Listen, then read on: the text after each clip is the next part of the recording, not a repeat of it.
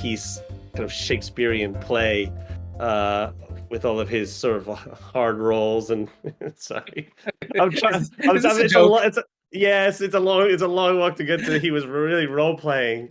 Okay. All right. Oh, he was real role playing. Yeah, Kaiser role playing, hard role playing. All right, when you were telling your story, it's all I could think about. Oh, So much for a cold open. Yeah, more of a warm, delicious smelling open. or a day old open, or Yeah, ew. day old bread. Day old bread. Yeah, I know, but day old open doesn't sound great either. I know, but at least it's half price. Yeah. Wait, what? Okay, Sometimes. we shouldn't stretch this metaphor out anymore. How are you guys all doing? We watched a movie on Halloween called Talk to Me. Have you guys ever heard of it? I have heard of it, yes. And I guess I sort of realized that I haven't really seen anything like actually scary in a long time, and it kind of bothers me. Hmm. Like I feel like I've been entirely desensitized by spookiness. What Now, bothers you? The fact that you haven't seen something scary, or the fact that you actually saw something scary? No. Talk to Me was not scary. Oh. Like there were like disturbing elements in it, of course, right? But it wasn't like I think the last movie that actually scared me was like Ju-on, like the Grudge, right? Like I haven't actually seen anything that has bothered me. now, do you think it would have bothered you 5 years ago, 10 years ago? Is it just that we're over it, we're Yeah, maybe. desensitized to it, or is just things just aren't actually scary nowadays? Hmm. No, I get scared. Like, sometimes like even walking down the street in like downtown Vancouver, I get scared because, The mean streets of Vancouver. Good block, bad block. Good block, bad block. oh, there's a lot of kind of scary people that walk downtown Vancouver. So, but Well, you want real fear? Just turn on the news. yeah. But like, have you guys seen any movie or read a story that actually scared you, other than anything political?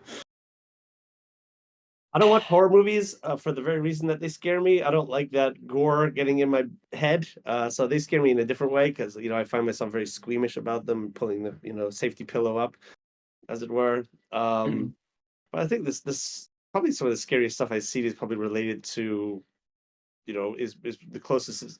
It's when it relates to reality, like ghost stories don't really scare me all that much, but the war film Come and See is probably one of the scariest films you'll ever watch. Yeah, maybe I'm just like going to the wrong well. Perhaps. I don't think I've been truly scared by any kind of stories since literally going to places that are supposed to have ghost stories, like active. Go to Gettysburg, stay in a haunted inn, that kind of stuff. That is the last time I could remember genuinely being scared. Was you hear every creak of the place, every stray smell, and then you're like, was that in the story? Was that in the book? And you start just really psyching yourself out. But I can't remember seeing any kind of a horror movie, anything that really hit me like that. Yeah. There's a film with Joaquin Phoenix in it called Beau is Afraid, which I watched a few weeks ago, and it nearly gave me an anxiety attack. So you might want to watch that one. Okay, that's an endorsement right there.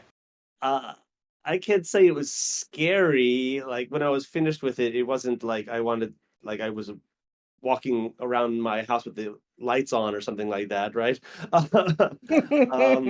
There's argument here that a lot of modern horror games, because of their interactive element, actually provide more fear than films do these days. But this one had the kind of fear that you might get out of reading, say, a Kafka novel or short story, where there's the dread of just like unstoppable events and just like the universe sort of against you in so many ways. But that is the universe. It's not necessarily against you. It's sort of like a benign, or not benign, that's not the word I'm looking for, but it's just sort of like an indifferent universe. Uh, it's very terrifying.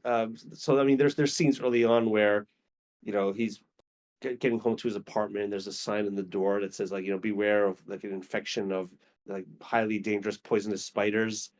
And it's just like, oh, okay, so wait, there's spiders in the apartment, so that sets your mind with that. And then the Okay, moment okay, before okay. the moment before he opens the door to his apartment, the shot is from the inside of the apartment from like a low angle where you see like a spider on the floor, but then as he opens the door, it like kind of crawls under the sofa. Yeah, and then immediately he kind of goes in, just like sits down on the sofa, and like it like, and all of this stuff just like it like just keeps growing. Like he takes a bath, and then it's like on the side of the bath, and he freaks up, and then you keep losing where the spider is, and just like it's like seeing Okay, a okay. spider on the roof of your bedroom, and then freaking out when it's gone, kind of thing. Just name it. Just name it something cute. Just, leave out little foods for it. Just make friends with Yeah. it. I tend to like spiders. I always either let them stay or kick them out. Yeah, my Never, problem with spiders, it takes a never, long time to do a high never five. smush. Never smush. Yeah, you gotta give a high five to each one of their little paws. It's worth the effort. It's worth the effort. The spiders have paws, Uh, uh, No, I don't think they do. tendrils, have- appendages. they have ends to their limbs. That's Yeah, they have And little they got limb hairy, ends. hairy ends to their limb. little nibs. Yeah, well, it seems like we should be talking about like how to make a really scary monster or to bring up fear, but actually our topic for today is, I guess, somewhat adjacent, perhaps. And the question that we're going to ask today, overall, is what is a villain? But rather than jump into it from a sort of like a literary linguistic angle like we did last time with the hero, why don't we start with just kind of like listing off some of what our favorite villains were from literature or film, TV, video games, etc. And I think that might, and then rather than really deeply go into say why you sort of like them, but maybe just as sort of like a list as some of our favorites, and then as we discuss what we kind of like about what makes a villain, I think that will become clear as we move in. Yeah, well, rather than go into my justifications, I'm just going to make a list of some of the things that, when I was thinking about this question, some of the ones that came up into my mind. From the literary perspective, I went back to Shakespeare, and Iago is my favorite villain of Shakespeare's milieu, as it were, for reasons that we can talk about later. Other villains I've written down here were Homelander from The Boys. That's a good one. Freddy Krueger, I wrote down. Moriarty from the Sherlock Holmes Ooh. series. John Doe from Seven, the villain from the Okay. movie Seven. Yeah, okay. King Joffrey from Yeah, that was also Yes. that. I have a little thing about that as well. from Game of Thrones were some of the ones that are on the top of my list, and for various reasons. Sandra, why don't you take it away? Yeah, kick it off. I'm gonna be super predictable on mine because I'd love to say that I have like movie villains, show villains, something that really sticks out to me, but I where other people just tend to want to hate on people, I tend to really get into their stories. So it's like they stop being villains for me, right? But if I was gonna go with two examples that really stick with me, that like I enjoyed their story, I enjoyed where it all went. It's probably in Warcraft. I mean, surprised that I wrote the Dragonflight book, right? But the stories of Sylvanas, especially. I mean, I've stayed with playing an undead character the entire time because I love that tragic move into a leadership position out of necessity and then move into just a completely misguided space. So and in the interplay of like you obviously have to go down her entire story and pick a spot where you want to debate it because it shifts so much over time. But I loved the feeling of this tragic figure that is so reviled by the good side, the alliance side, right? And all she's trying to do is just get all of these survivors together, all of these cast offs. Nobody wants the Forsaken. Nobody wants the zombies or the undead, right? They're automatically the villain because of what they look like and what they are. So I love these kind of stories where what else were you gonna do? You had to do it. You had to make choices. You had to defend yourself. These are the villains that I resonate with. the most. And I can't call them villains over time. I'm like, I want to be on your side. Mhm. And if I had to really pin down to a villain, right? It's probably Arthas. Here you have the quintessential fall from grace. Mm. And even in the end, there was just that moment where you're just like, fuck, this could have turned out so different for him, right? Everything could have turned out so different.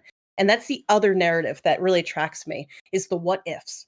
Like if you just turned Yep. away here, somebody interceded here, but they didn't. And look at all of the catastrophe that happened as a result. And so those are my two favorite types of villains.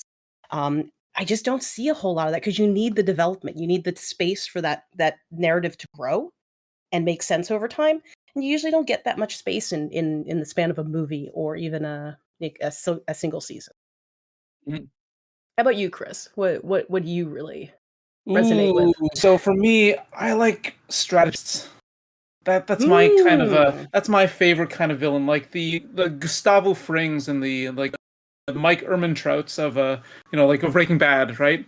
I Oh like the yes. ones that are always like they're 4 steps ahead, but they do have their weaknesses that you can pick at to get to them.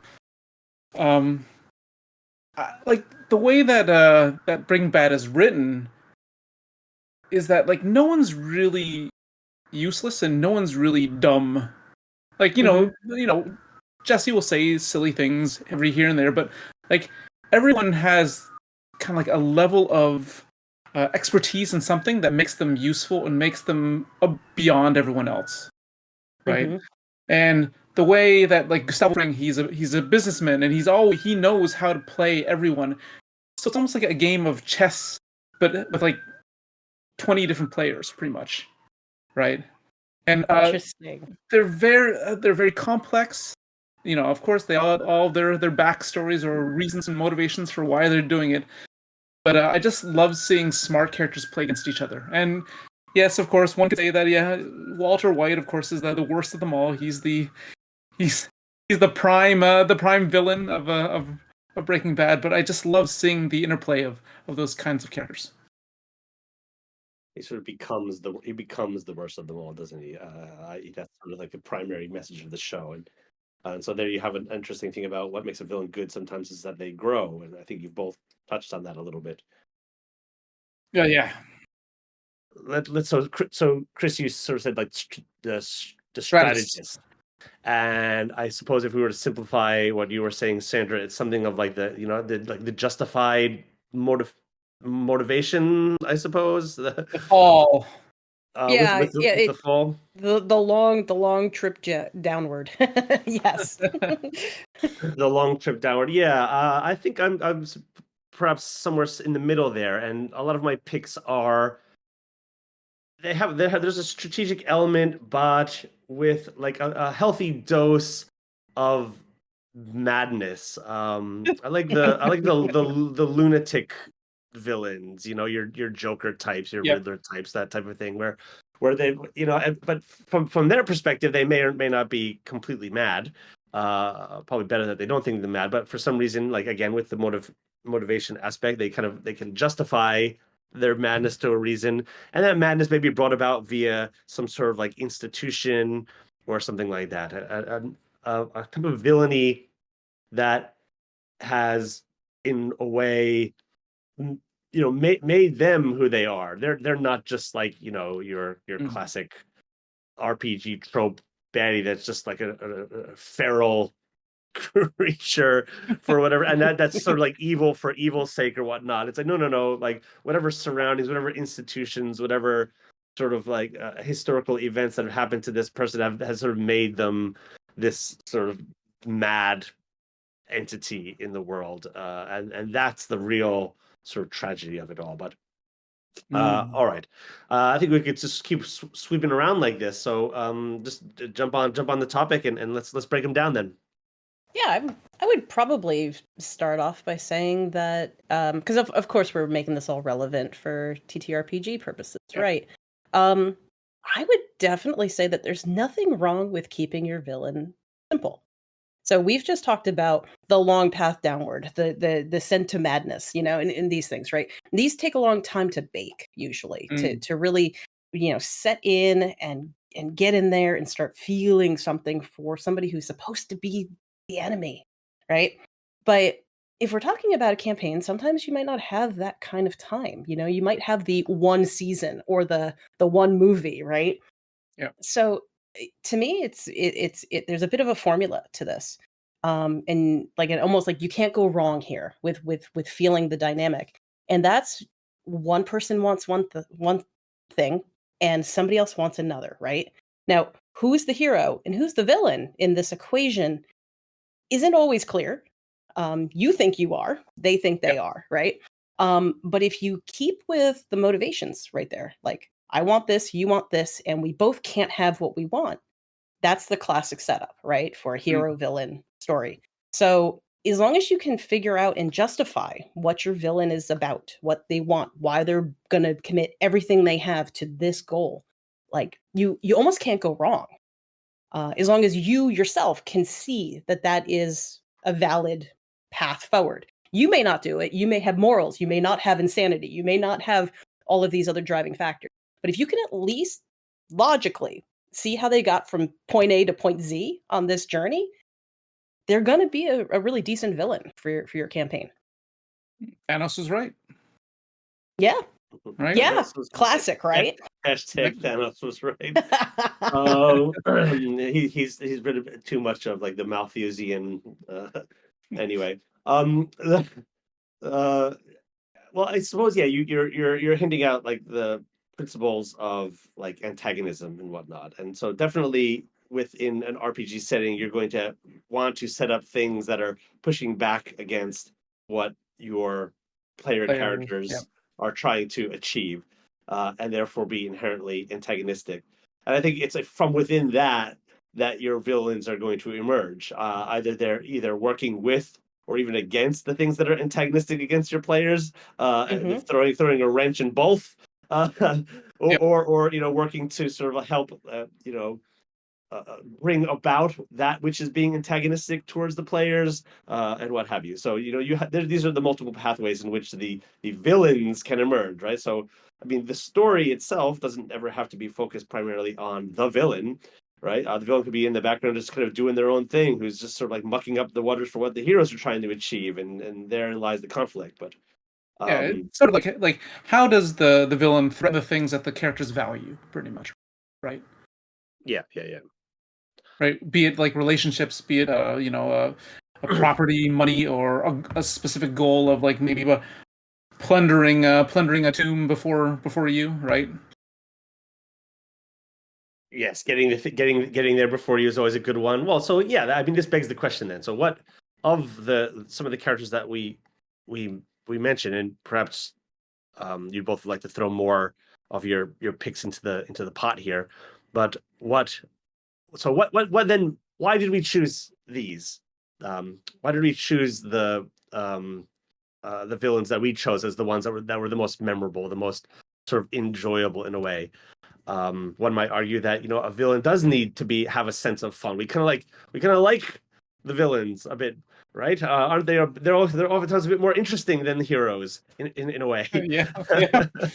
I mean, I'd argue that, especially, with the climate of things today in so many aspects of life, like we can see some pretty cut and dry villains in reality, and I would feel that in our downtime, in our the time that we used to re-energize ourselves, whether we're watching movies, reading books, playing a campaign, like we don't want to have that pure evil in our world because there's too many examples of it right now. Like there's just it's so easy to feel really let down by people in positions of power and all sorts of things, right?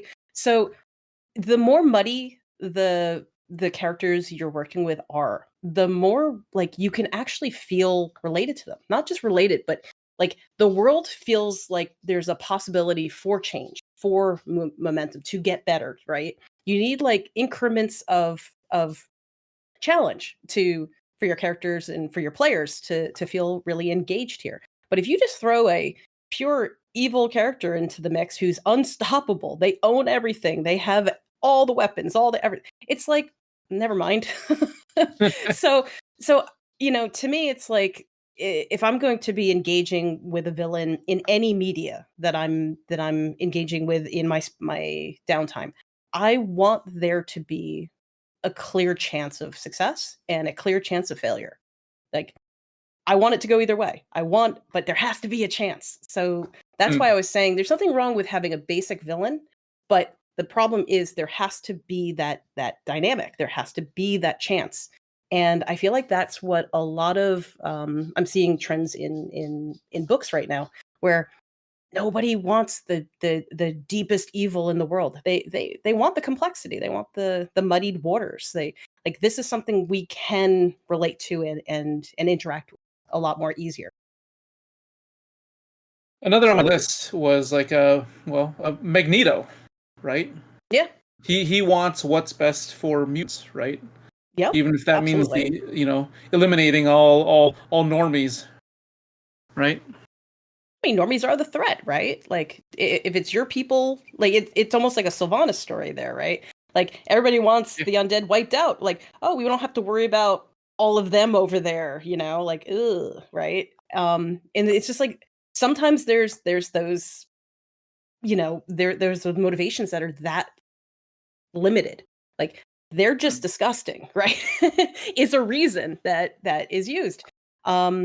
With X-Men, it's like, oh no, we can't trust that people with higher powers are going to always be good, right? Let's just get rid of them and we can go back to being happy and secure. So security is a huge thing that I love seeing in these kind of villain stories.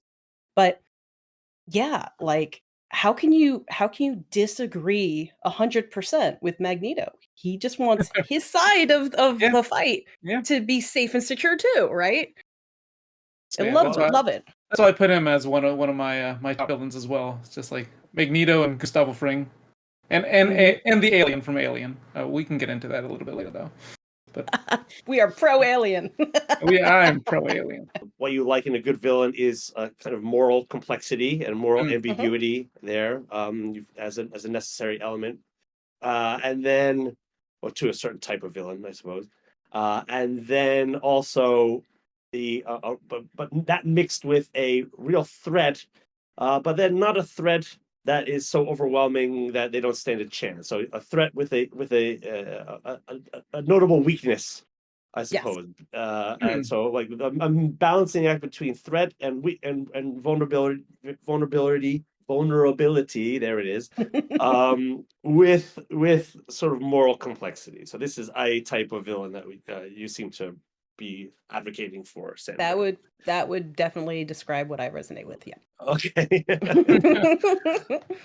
Despite their perhaps moral ambiguity, it's like to us as the viewer, they're off the deep end. But to them, they seem to find something that this is their reason for doing it, be it like sadistic joy or just some sort of like misplaced kind of biblical sentiment or something like that. It's taking like I want everyone in the world to be happy. Okay, well now dial it up to 100, and now that becomes maniacal. Okay, now you can't just be happy all the time. Well now, okay, that's your villain. You will be happy. You will be happy all the time. You just put a smile on that face or whatever, right? What else you got here, Chris? Well, hold on a moment. I didn't want to pivot too far from this because, between the two of you, I'm wondering how maniacal of a Joffrey enemy you've ever created, and how much did you enjoy playing that against your players? Like, if you had a dial from like 1 to 10, 10 being Joffrey, how close have you gotten with one of your villains? Well, Jay is actually matey Joffrey in one of the campaigns that we played, actually. The Four Kingdoms, and when we went into Vanyastan, I do believe that there was a actual Joffrey-like character that we encountered. The closest that I've ever come was there was a character named Ostend Varcadal, right? And he is part of the Varcadal shipping company. And in my world, that company pretty much owns almost all the shipping routes and like a lot of the ships.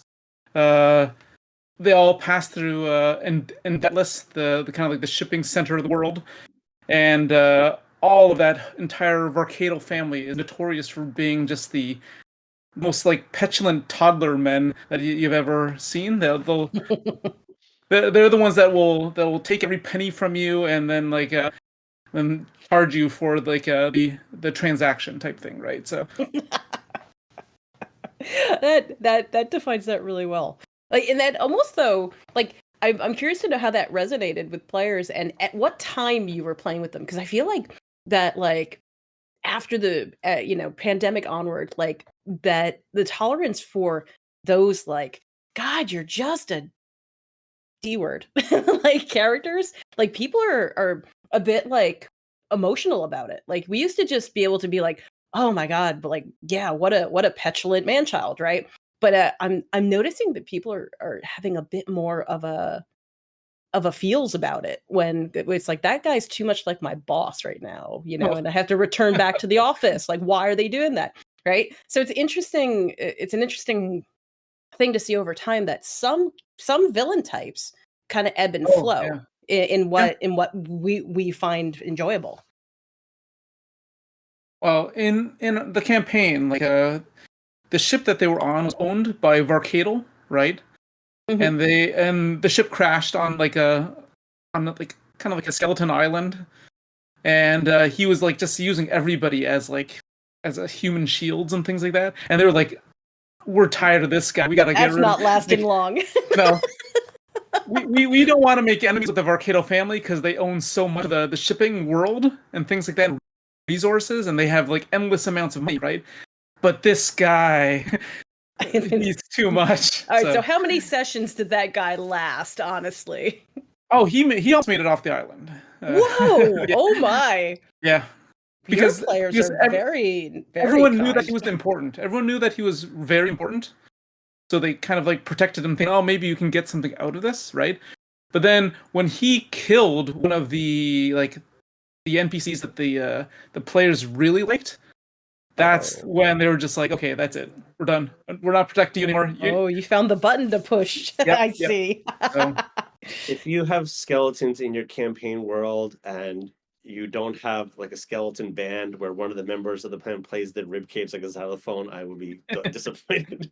okay, well, I'll introduce that next session then. So It is a necessary thing when you have undead. Rib cage xylophones are essential to a skeleton mythology. You can't see this right now, but Chris is actually taking notes. Yeah. I just imagine some sort of like, some like kind of smooth jazz band where they've got, you got the one guy on keys, the one guy on saxophone, then you've got like, Bones McGee or whatever on xylophone. He's a cool dude. Yeah, he's got the beret on, whatever. Anyway, Jay's mind is still in Halloween right now. I suppose so. Yeah, this episode will be dropping in June of 2025, by the way. Well, we're halfway back there, so We're halfway back there, yeah. that goes into one of my my big qualities. I have a list of qualities of kind of what can make a good villain. Like you don't require all of these qualities for every villain to make an engaging one, right? But if you pick up like a piece here and a piece here, you can generally just like build a fairly understandably unique villain that the characters will love to hate, pretty much, right? And I guess one of them connected to the Varcadal family would be like the Overdog, right? They're the dominating force in the world, pretty much, right? Kind of like, they have either might, which could be like power and strength, or either natural or otherworldly. Or there could be rule, right? Like, they have allies and influence and resources. Or knowledge and strategy, which is like one of my favorites. Like the other kind of form of power of like planning ahead and knowing what others are going to do, type of thing, right? I like it. Well, with that note, I think we should take a quick break for our sponsors. Then when we come back, we can talk about how our listeners might be able to build these interesting villains for their own campaigns and using some of the things that you might have on your list, Chris. How's that sound? Hey, I'm down.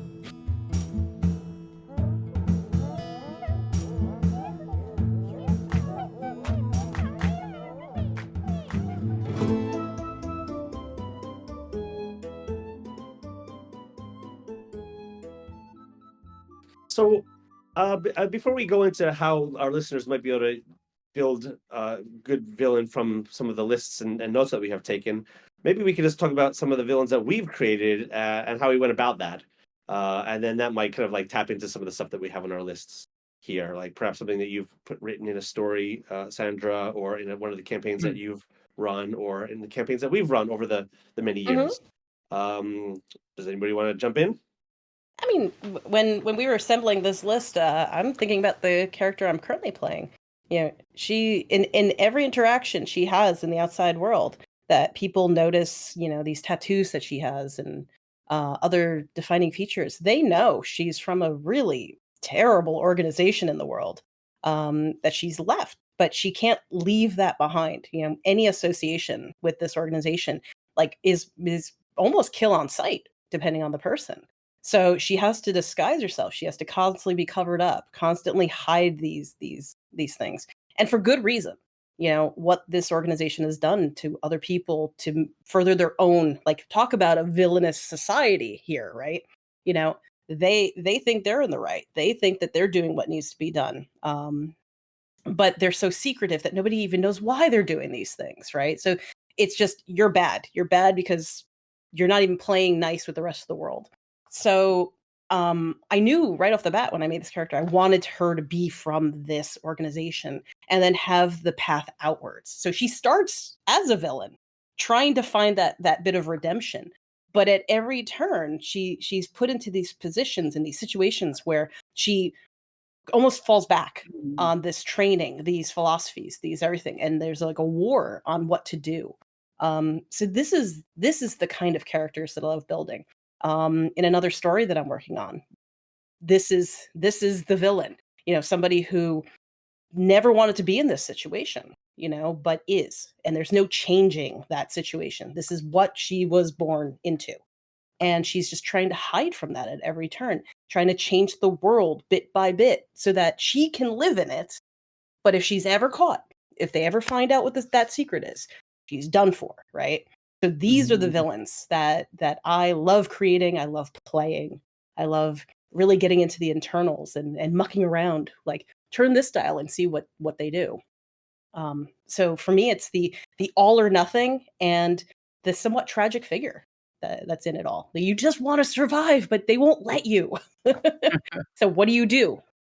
She has that struggle between attempting to change the world from an external viewpoint or change herself from the internal viewpoint, which Mhm. that second part seems a little bit more difficult because of something like a self-fulfilling prophecy that is happening by everyone associating her with this organization. So therefore, well, that's not going to work. Despite I can't change myself, so I'll have Mhm. to change everybody to go along with it. And therein lies potential antagonistic action and what have you. Yeah. I'll just jump in here that since it's in the same gaming world. They're currently dealing with sort of a big bad that has sort of biblical overtones to it, um, drawing a lot from also Kabbalic type of mysticism and all this kind of stuff. But the sort of design principle that I went in with, trying to create the villain for like this new season of the campaign, as it were, was the opposite of what I did for one way back in the day. Which was the villain was simply your agent of chaos, a Joker type figure who was just like enjoyed watching the world burn to see how that brought out things in people, or it ended up becoming a figure who simply was literally chaos, and therefore, what is chaos an essential part of nature, and if it was sort of personified as such, well, that it would be certainly villainous to a certain degree. And then taking that and just flipping it. Okay, well then if the opposite of chaos is order, well then how does one make order equally villainous? And so starting from that vantage point, built another character who was basically trying to do the opposite. So okay, well which baddie do we want to sort of run towards?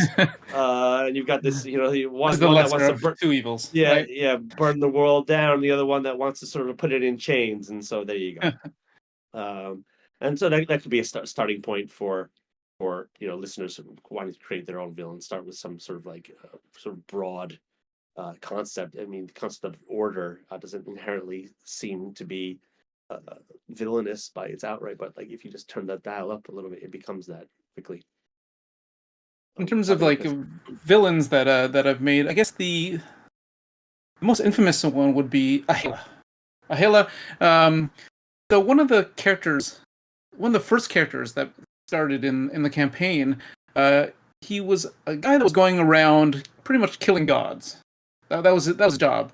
Ahela had granted him the ability to the implements to kill gods, and then kind of his quest was to go and kill these certain gods. But you never knew why Ahela was targeting certain gods or these certain qualities of gods, right? But like it was all to give him power, to give Zane his strength, right?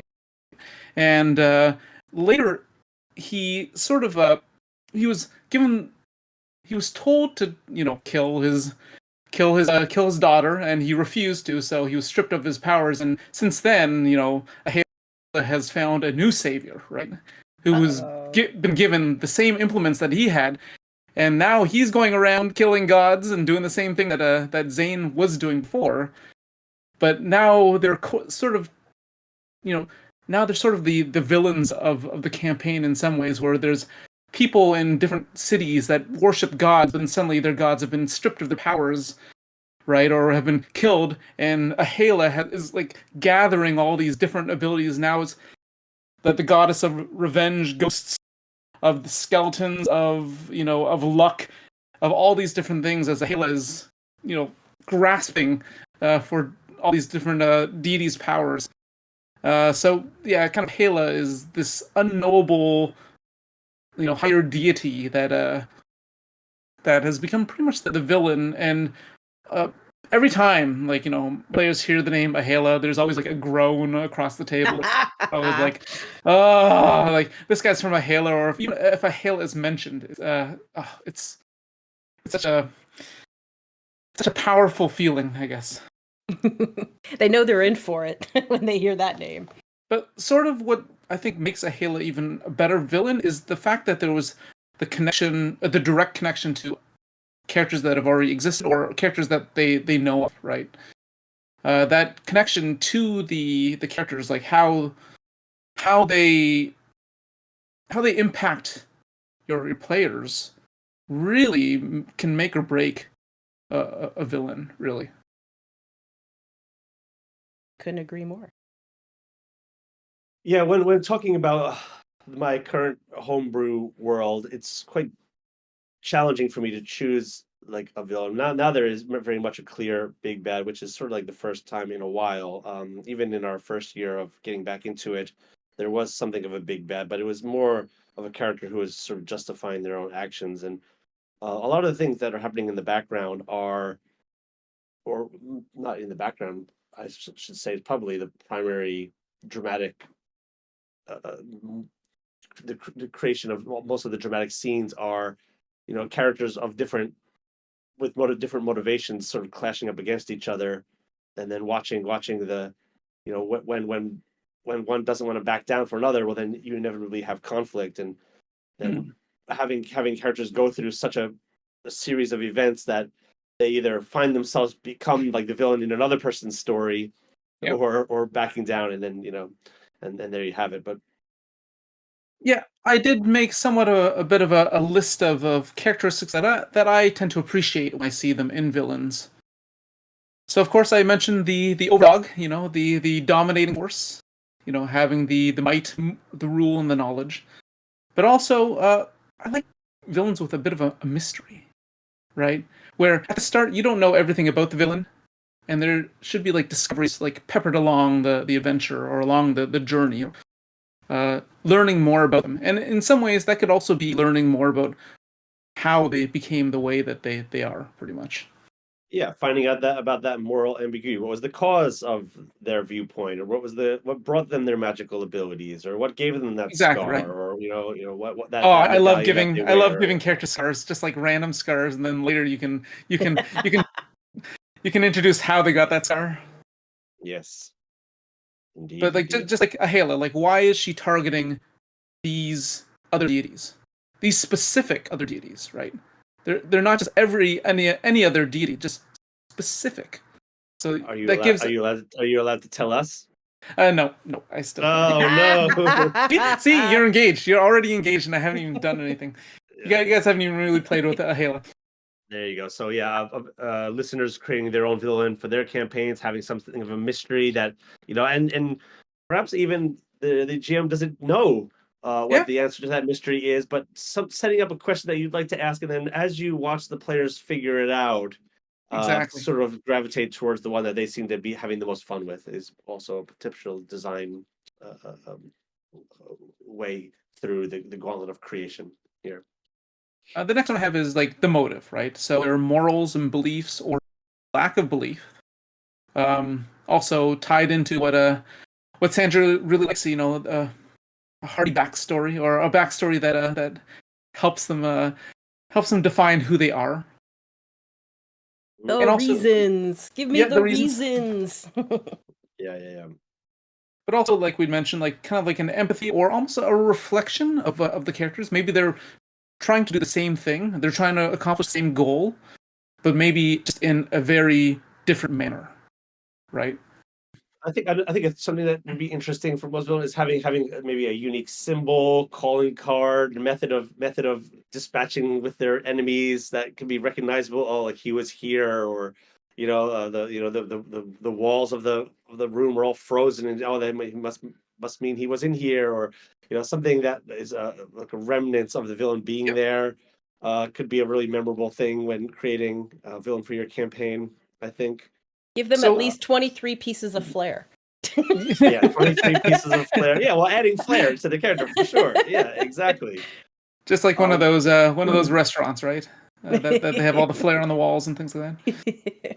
one of the things that I love doing is sort of introducing a character early on who I know is later going to become the villain, but just have them like interact with the PCs in a sort of really just like trivial way, like Mm. meeting them in a shop or something like that. And they're like, "Oh, that was that guy." It's like we walked right past him or whatever, and then like now he's it's just like a fun little sort of memorable moment to happen early on. Blackbeard. Yeah. All my One Piece fans will understand. But yeah, like design for me is also important. Like how they look. Like I know for some campaigns you don't have any idea of what they look like. They don't provide a picture. But I'm a very visual person, so always when I design villains, I often draw or make obsessive notes about of what they look like, or I have like what they look like. Do they have any kind of like themes? Like, oh, he always has like salamanders on his vest or something like that. The sound, like what they like actually sound like, or are there sounds of like that they can recognize? Like if you hear the tapping of cane, you're like, oh, it's him, right? There he is. Yeah. Right? Flair, right? Yeah. Flair, BO. right? But also, yeah, scent. Like how do they smell? Like sunflowers or like sweat decay incense or like a very specific lavender perfume, right? If you mention that, oh yes, it smells like sunflowers, then they'll have a bit of a oh, it's that guy, right? But also, Yeah. yeah, continue. I one of the aspects of current villain of our campaign is that he's quite apologetic to everyone. Everything is very sorry. It's like So it's just nice. but it's just this is just what must be done. And there's something of a like he's trying to stay kind of like humble in a weird way. Though the characters only one character's really met the big bad at present. And the villain is just keeps offering him all of these gifts of power and and praises and things like that, and but it's all towards a much more malicious end game. So I quite like that, and so in a way the villain's very kind of demure and small and short and keeps his head bowed down, as in contrast to his sort of more lofty ambition. So I suppose if listeners were looking to create something, I mean that's a very obvious sort of design hint there. If you've got a character named short, make them tall. Have a character fat, make them thin. Tiny. Take an I'm aspect of their gonna personality and then flip it. I'm gonna throw in though that you do this so well because you have this, like he's if we go back to our opening salvo of a conversation, he's terrifying because he is just so calm, so everything, but everyone else around him, their reactions to him, really, that's where the terror comes in. They know what he's capable of. They've seen it, they've heard it, they've had these experiences. You haven't as the players yet, but everyone else is giving you the cues of how absolutely terrifying he is. So that's another, like, that is like a next level to me way of dealing with your villain, is show us how everyone else who knows him treats him. So like I have it down as like a presence or reputation or monikers, right? Those kind of things where it's kind of like you don't actually see the drop of water, but you see the ripple. Yes. Right? Yeah, the guy who cuts heads off all day long doesn't cross him. You're like, oh, okay. Got it. Well, this could be a very interesting way to introduce a villain. Then is to first start off with somebody who the players think is going to be the real mastermind of it, who then is immediately dispatched by somebody else that's far better. But like, of course, you make this original person be a threat, and then either off screen or like they hear about it, or they're there to witness this sort of power change where wait, what? Hey, I thought we were supposed to kill him over the next 2 years of gameplay. What happened? The guy that we've been trying to kill just got mowed over easy by this other guy. What do we do now? And then now you that's an easy way to sort of like introduce a threat. Delicious tension. Yeah. The twist. The twist. Yeah. What a twist. The twist. Yeah, one must be careful about twists. I think that's a topic for another time, though. But what else do you have on your list here as we're going short on time? With all those things like look and sound and scent, taste, maybe presence, reputation, and monikers. Soundtrack. Also like the quirks. So yeah, that's also with sound, right? Those are all cues, and bringing all those cues back, right? Keeping them like constantly being in their minds or reminding them of the villain can also strengthen the presence, I guess, of the villain. I guess the only real other one that I have is, other than the obvious connections to the characters and setting and their impact on those characters and the setting. I guess the other thing that I would say is growth. Like, I think growth is very important for a villain, where they're not stagnant. They grow alongside the heroes as well, right? Their strength only adds tension to the whole situation. Yep, couldn't agree more. They change and they adapt, and they change, they adapt. Yep. Their methods will change based on what the characters are doing and what have you. Yeah, of course. One of the situations that I'm looking forward to happening in the future is when the villain happens to meet up with a player character, and if the die gods determine that that player is no longer for this world, with deep tears and sadness, that the villain will have to kill the hero. So he feels so sad about it even in that moment as well. So, creepy moment. Well, in summary, then I think that there's a lot here that the listeners can probably draw upon. I guess I do want to drop a bit of a caution in here. When we decided to do this topic, this definitely came to mind as something that I keep hearing repeatedly at writing conferences and Comic Cons and things like that. A common question that comes from the audience for authors is, if I want to write a hero or a villain or any kind of character that's different from me, how do I go about it, right? And there's a really good answer for this, and it's do no harm. So if you're writing a villain, a common thing that I see from younger writers is to write villains that unfortunately are coded towards certain traits in society. I'm going to be blunt and say that a lot of times you'll see villains written with autistic traits, for instance. And you may not realize that you're doing it. You may not realize that this like unempathetic, difficult to understand feelings, difficult to understand social cues, that you're building this into your villain, and you could have a really negative effect on one of your players. The incident of neurodiversity in our game space is massive. So I would say that just like in writing, when you're writing a character that's maybe not of your own experience, be careful about the traits that you pull and that you think are villainous just because you saw it on a show or a movie, because this is a much larger conversation happening right now, that shows, movies, things like that are showing neurodiversity, showing races, religions, everything like that, that they're doing a bit of a tropey grab of these traits, and they're doing harm to these communities. So we're talking about doing this around our own tables, right? But you can do real harm at your table if you're not careful about these traits that you're building out as villainous. Now if your hero has a misstep with a trait, you still think they're the hero, right? But if you build a villain with traits that are very real to people in your game space, and you'd label them as villains, that's where the damage can be done.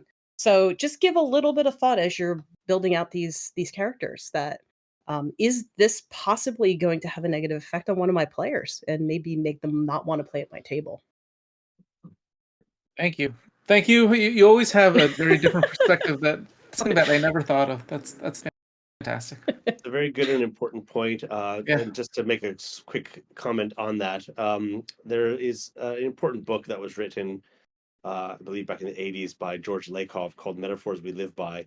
And it talks about this concept of how we kind of consider things like, up is good, down is bad type of things.